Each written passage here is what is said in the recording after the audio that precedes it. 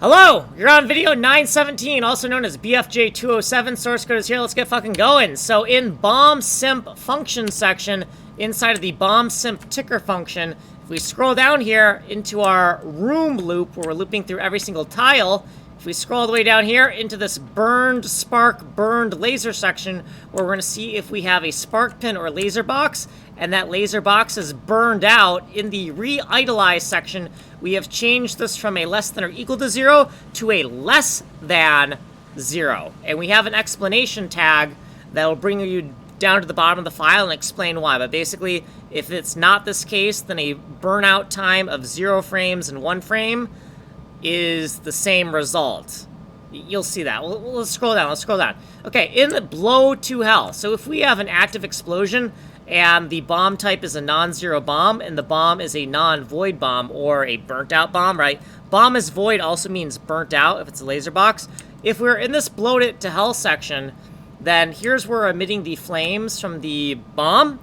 And then in rem cool, we need to either remove or cool down the bomb. This right here is the branch where we're going to cool down the bomb because it's either a spark pin or a laser box.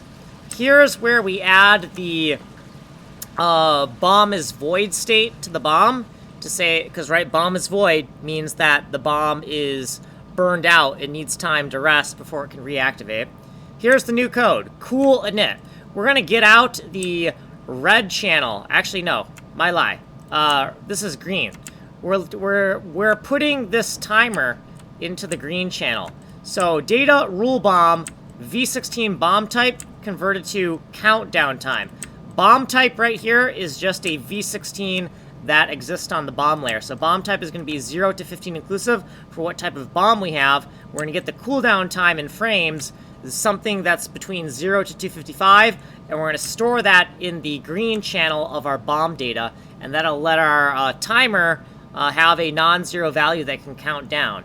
And this is the reason why we need to have this less than 0, because otherwise storing a 0 or storing a 1 gives us the same result.